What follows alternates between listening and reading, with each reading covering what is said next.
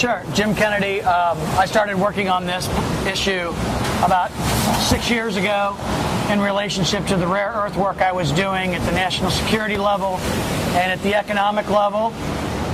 Alex?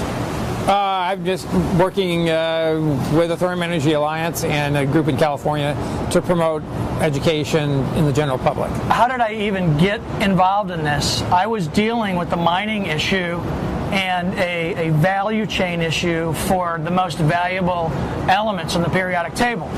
You know, all the recording devices you're using, satellites, weapons, every guided ordnance there is, interrogating lasers, everything that we use in a modern technology that's part of a high-value economy, it's all using these materials. The rare earths. The rare earths. Yeah. And so, you know, here I am, I've got this great deposit, and I look at it and I say, wow, this is a home run, I'm in great shape. Now, where do I take this stuff? Who's next in the value chain? And after spending a few months studying it, I realized there is no value chain in the United States. That entire value chain was picked up and physically moved to China.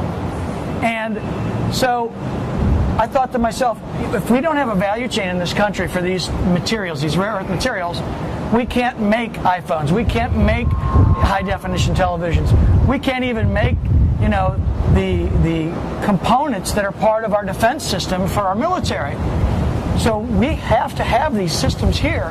Why don't we?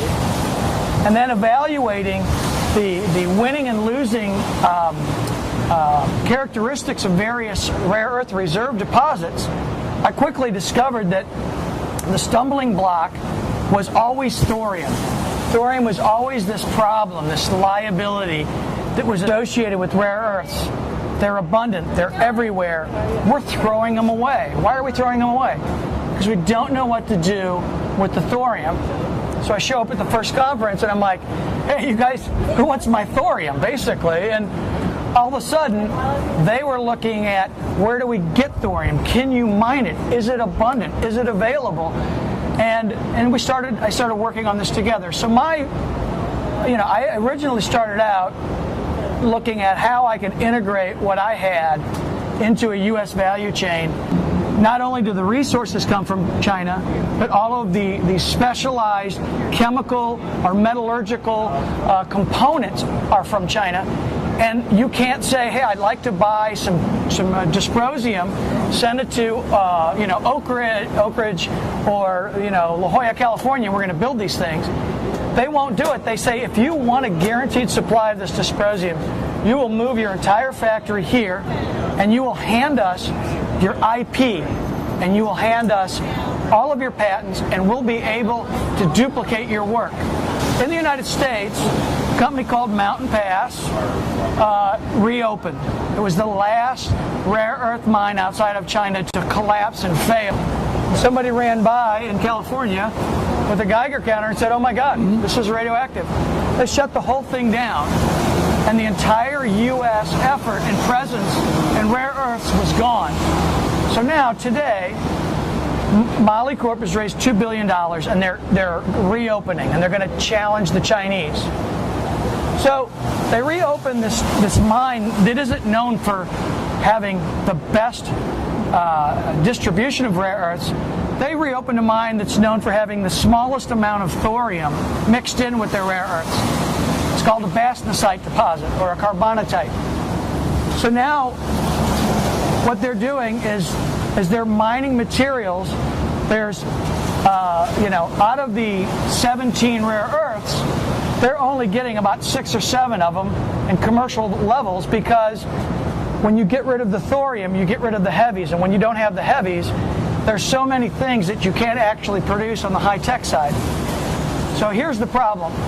They spent about $600 million reopening a mine. 92% of what they pull out of the ground is waste. 8% is rare earths. Of that 8% that's rare earths, they only have about half of them. And they have to defeat China commercially. China doesn't need to make a profit. China owns the entire value chain. So guess what Moly Corp's now doing? Sending most of its rare earths to China for processing. In effect, it's a very interesting reverse merger. Right. The Chinese actually tried to buy Chevron, which controlled this deposit. And some folks stood up in Congress and said, hey, no, that's a bad idea. So the Chinese backed away, and what they did do is they ended up funding a company called Neo Materials, which owns a number of rare earth refineries inside China. And so itty bitty Molycorp bought great big Neo Materials, and Neo Materials said, hey, give us all these higher value rare earths and we'll send them to our friends back in China and they'll actually make the high value products. So what we have in the US is a $2 billion effort to mine rare earths, and the only ones that are staying here and are getting processed here are kind of like the low-tech, low-value ones that are used for glass polishing or catalyst crackers. And those are important, but those aren't necessarily the things that put satellites in deep space. Those aren't the things that assure that our U.S. military has good targeting systems. Those aren't the things that make the next Motorola handset the best Motorola handset the world can build. And the way they've structured the monopoly, almost no one can do it on a go it alone basis.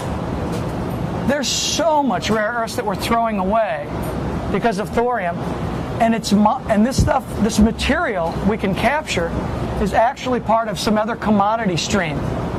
So, where they're producing phosphates for fertilizers, they're producing about 2 times what the United States needs every year in rare earths, and they're dumping them because of these actinide contaminants.